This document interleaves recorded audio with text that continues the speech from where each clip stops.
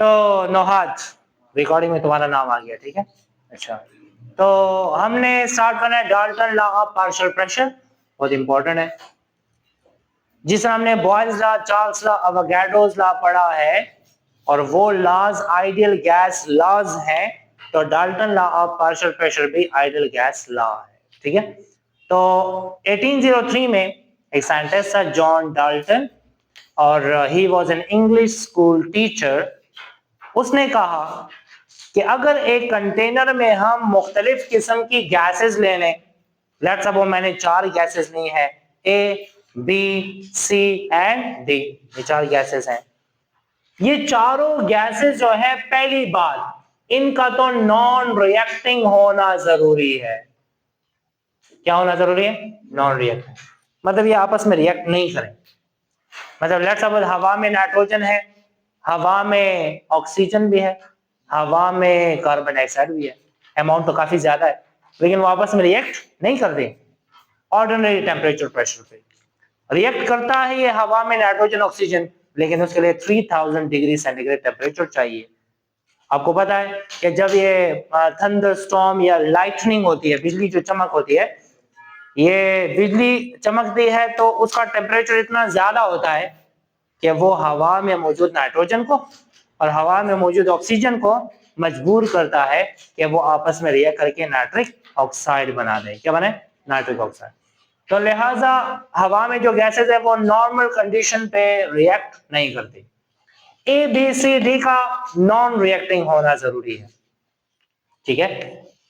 Dalton ने कहा कि जब मिक्सचर लेते हैं नॉन रिएक्टिंग गैसेस का, वो मिलके जो प्रेशर एक्सर्ट करते हैं इस कंटेनर में पिस्टन के ऊपर, इस प्रेशर को बोला जाता है total pressure.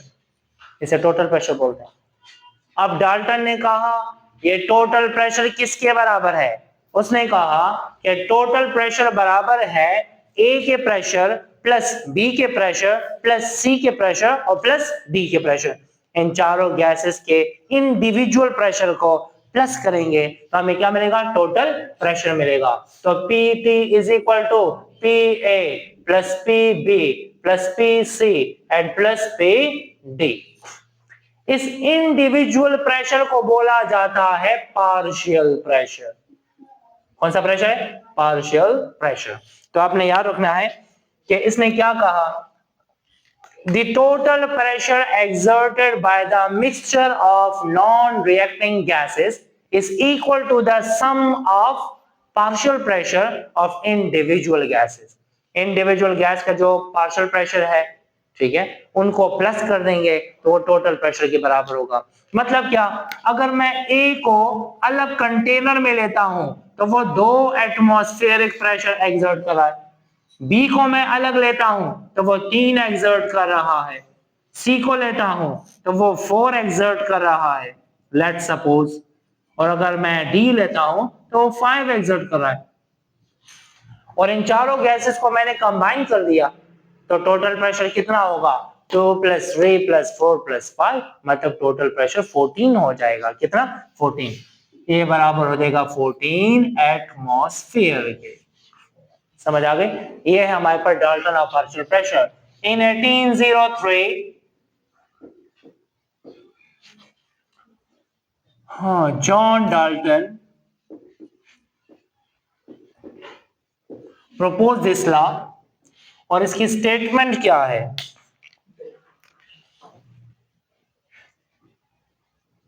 Statement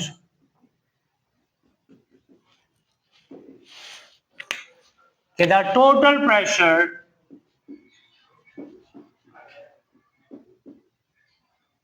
exerted by mixture of non-reacting gases is equal to sum of partial pressures of individual gases। ये हमारे पास डाल्टन और पार्शियल प्रेशर, बस इतना ही है। और इसके अलावा एक और बात याद रखें कि अक्सर पूछा जाता है कि किस पे अप्लाई नहीं होता, तो रिएक्टिंग गैसेस पे अप्लाई नहीं होता। इट इज नॉट एप्लीकेबल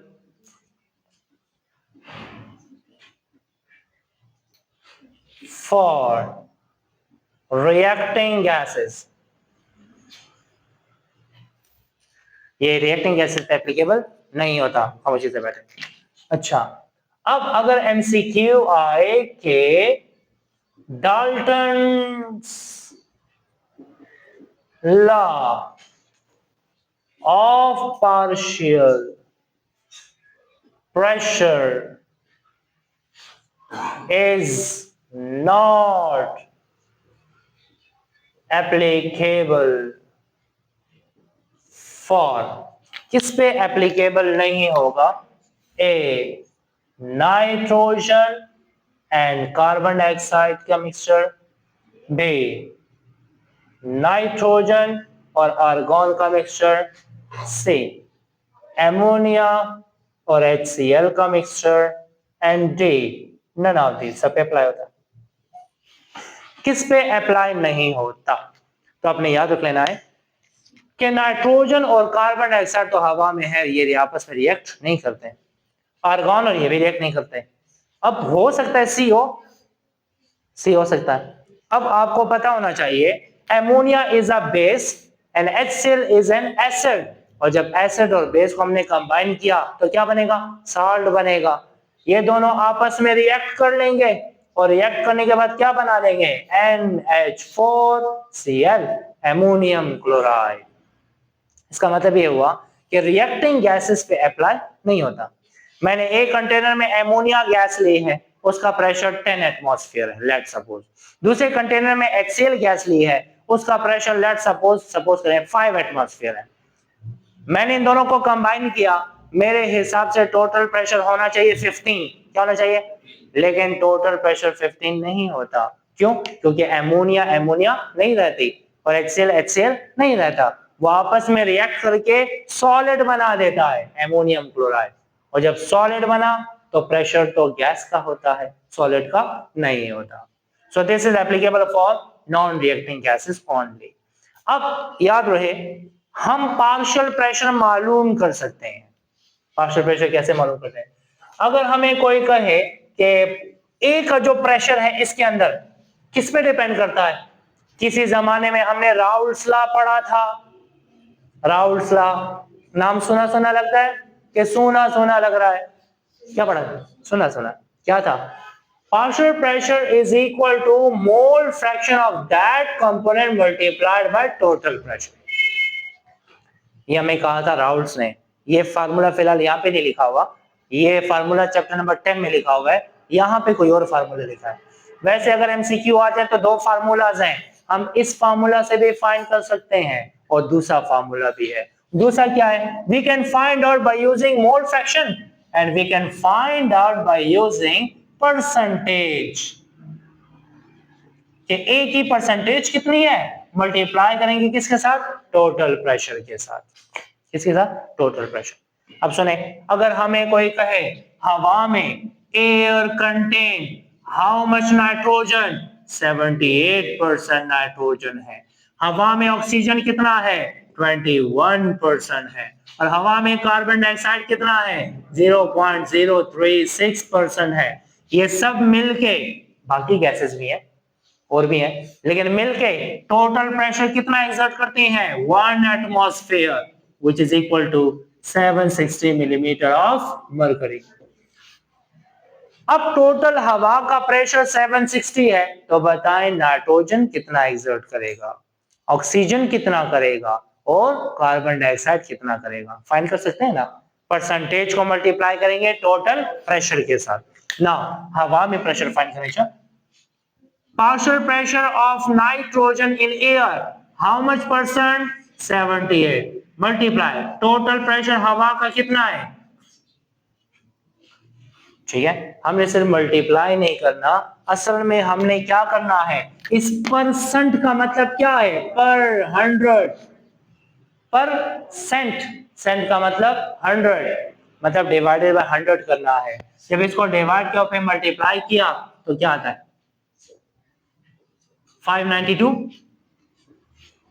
करें, कितना आता है नन भी ओके, माशाल्लाह।